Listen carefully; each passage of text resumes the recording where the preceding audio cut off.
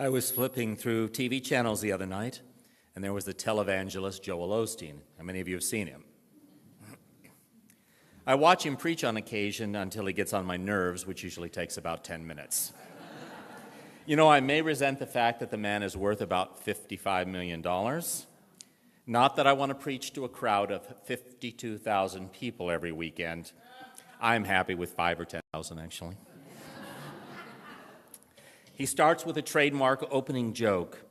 And then this particular sermon, he started by quoting Psalm 39.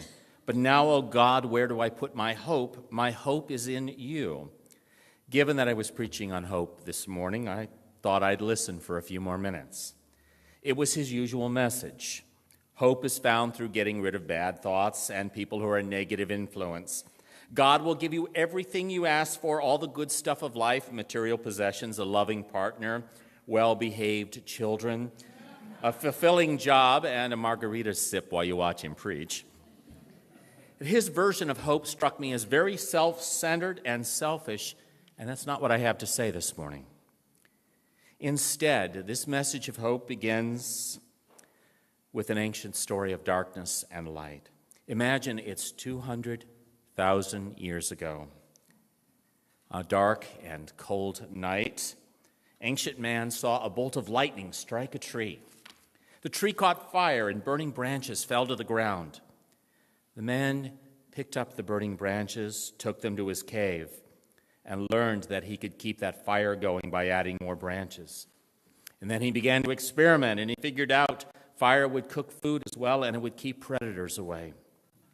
Imagine the fear and the wonder of that mysterious source of light and warmth.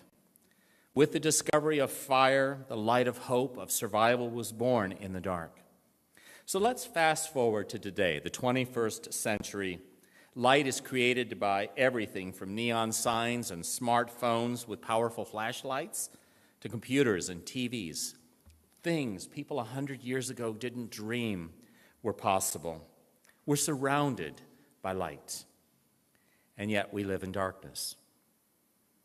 It's a spiritual darkness made of human greed, of selfishness, of fear, of hatred, of those who are not like us. It's a darkness that needs the light of hope now more than ever, a light we Unitarian Universalists can bring to the world. Hope has always been the heart of this tradition. We've long been described as having a terminally cheerful approach to life's deepest questions that began with our rather hope-filled theological roots. When Universalism came along, it declared that Calvinism's idea of a God who would pick so-and-so and so-and-so and not everyone to enter heaven was nonsense, and that all of us were saved. The Universalists also understood hope as the work of a community rather than just an individual. Universalist William Lynch wrote, "Hope must in some way or other be an act of a community, whether the community is a church or a nation or just two people struggling together to produce liberation in each other. People develop hope in each other, hope that they will receive help from one another." The Unitarian covenants of the late 1800s and the early 1900s spoke of salvation by character and the progress of humankind onward and upward forever. In the 1930s, as humanism bloomed, Unitarian humanists boldly declared that the power to solve the world's problems was found in humankind in us, not in God, and that our best nature would lead us to work together toward building a just and peaceful world. There's the 20th century Unitarian theologian James Luther Adams. He stated, "There are a few things that distinguish our religion from more orthodox traditions. The most distinguishing factor is hope, which keeps us moving forward." Much more recently, the Reverend Peter Morales, former president of the Unitarian Universalist Association, wrote, "Every UU I have ever known shares a core conviction. We all believe that things do not have to be the way they are. We refuse to accept that inequality, hatred, environmental destruction, racism, and war are inevitable parts of the human condition. We believe that things can be better." Peter invites us also to stay in touch with life's possibilities, with love, beauty, joy, friendship, and that peace that transcends human understanding. But I wonder, are Peter's words really about hope, or are they optimism? Optimism. It implies a belief that things are going to work out for the best. It means we believe in the likelihood of positive results. It usually includes a faith in our own ability to influence the course of events to help assure they turn out well. Optimism can be a very powerful force as a belief that we can solve the problems of the world, and that we as an individuals and a congregation and our association of congregations have power that can be used. That's true. What happens when optimism runs up against reality, the possibility that things aren't going to turn out well? We can do a list of things. Let's start with a government whose leaders seem intent on destroying our institutions, taking away safety nets for people who can't get their basic life needs met. Let's grieve the children dying in our schools because of leaders who refuse to pass sensible gun laws. What about the destruction of our planet and disastrous effects of climate change? And the never-ending revelations of sexual misconduct by government officials, celebrities, and sports coaches. Is hope really anywhere to be found? Or maybe your attitude's one of feeling world-weary.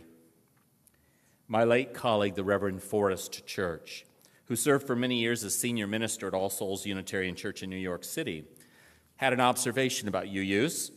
He said the more common attitude among us, what he called the principal sin that besets us, is not optimism, but that of sophisticated resignation. It means we clearly recognize and identify the troubles and injustices of the world, but we've given up hope of trying to do anything about them. Church suggested a parody of the Beatitudes from the Gospel of Matthew. Blessed are they who expect nothing, for they shall never be disappointed. Let's talk about hope. Hope is different than optimism or our sophisticated resignation. In the first reading, the Reverend David Morris quotes Joanna Macy about hope, and it's two different meanings. The first, as we heard, involves hopefulness where what we want seems likely to happen. But the problem with this kind of hope is that before we commit ourselves to an action, we're not going to do anything if we don't think the outcome is going to be very good. That's just optimism. The second meaning, as Joanna Macy told us, is about desire, knowing what we hope for and what we'd like or love to take place. And then it is what we do with that desire, with that hope, that really makes the difference. Macy proposed to us active hope, which is about becoming participants in bringing about what we hope for. In the second reading, poet David White spoke of hope as that great shout of joy inside everyone that's waiting to be born. It's there inside you. And yet, some are so far off, or here, maybe not. We feel it growing in us, and it's ready to arrive in the world. And here in the tumult of the night, there's the walnut above the child swaying its dark limbs in the wind and the rain, which have come to beat against the window. And he says, somewhere in this cold night of wind and stars, there is the first whispered opening of those hidden and yet invisible springs that will uncoil when the time comes, those yet to be imagined roses. Remaining seated, I invite us to reflect on the rose as we join in singing, I Know This Rose Will Open. We will sing this through in unison twice.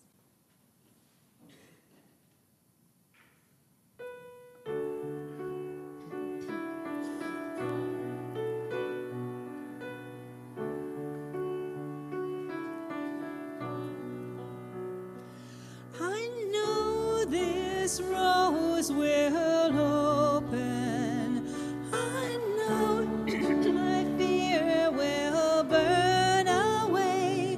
I know my soul will unfurl its wings. I know this rose will open. I know this rose will open. I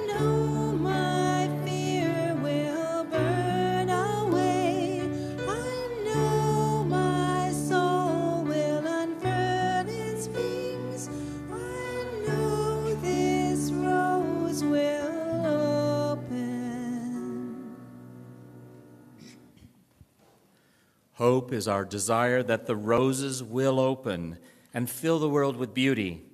And hope is doing the work of tending them, acting as if, without a guarantee of even a single bloom.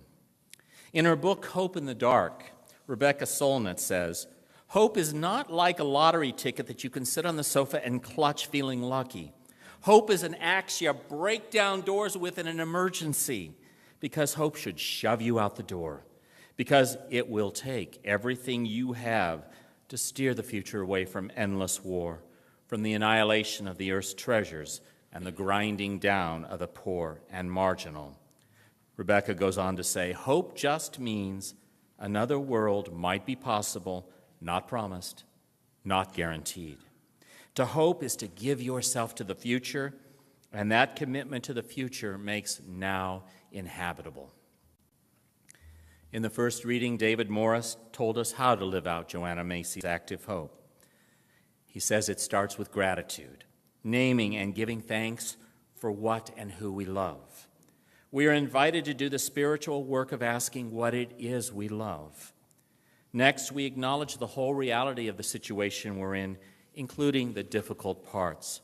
This means that active hope does not deny the existence of evil, nor does it naively assume that we can easily triumph over it. It is instead a response to the reality of evil, a way of finding meaning and strength in a life that has always lived in the face of trouble and injustice. And finally, we decide what it is we can actually do to serve, to nurture, to heal, or to defend what we love. Action becomes our hope, committed action for what we love and value most. What we love and what we choose to do for it becomes a source of strength and inspiration rather than expectations or wishes for how things will turn out in the end. When people tell me about their spiritual lives, I ask them, how does your spirituality show up in your everyday life? If you have hope, how do I see it in your life?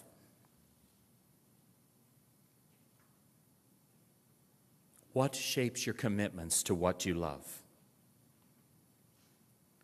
We can begin to answer these questions with our Unitarian Universalist faith, along with our 7 principles, which are a shared expression of our hopes for the world. We have 6 sources of spiritual wisdom. Our third source invites us to look to all the world's religions for guidance on how to live. Throughout the world's religions, one theme stands out consistently. We are to be a people of active hope who work toward ending suffering, injustice, and oppression. After talking about loving others through a parable or story, Jesus didn't say, go and think about this or start a discussion group about it. He said, go and do likewise. The Buddha didn't spend his life meditating after enlightenment, but instead taught others how to stop suffering. The third pillar of Islam is charitable giving. And in the Jewish tradition, the prophet Micah says, what is required of you is to do justice, to love mercy, and to walk humbly with your God. Active hope isn't sitting around on the sofa waiting for a better world. If your spirituality makes you hunger for justice, work to dismantle the structures of oppression and injustice. If yours is a God of peace, make peace in everything you do. If the inherent worth and dignity of every human being demands that you end unjust immigration practices, put yourself out there with the undocumented immigrant. If humanism calls you to live a life of integrity and service, live those values as full as you are able. And if love calls you to protect the innocent, make the oppressor step over your body. Show up, and show up again and again and again, trusting, as Anne Lamott says, trying to do the right thing and trusting that the dawn will come. Trusting that together we can be a light in the world and drive away the darkness of despair, of injustice, of hopelessness. This is the work we gather in this house of hope to do, the shared work of discovering how we can be that light for the world. So I ask you, what is it you love enough to show up again and again and again?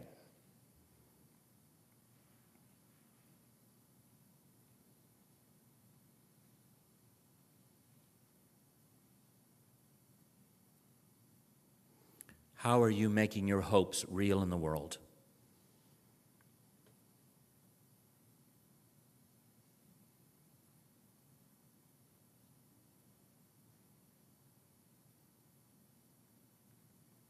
And how shall we be a people of light and hope together?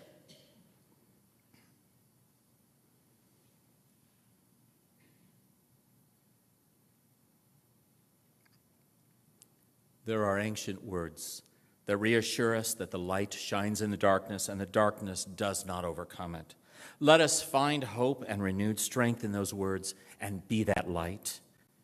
And may we let it shine so that others will know hope as well.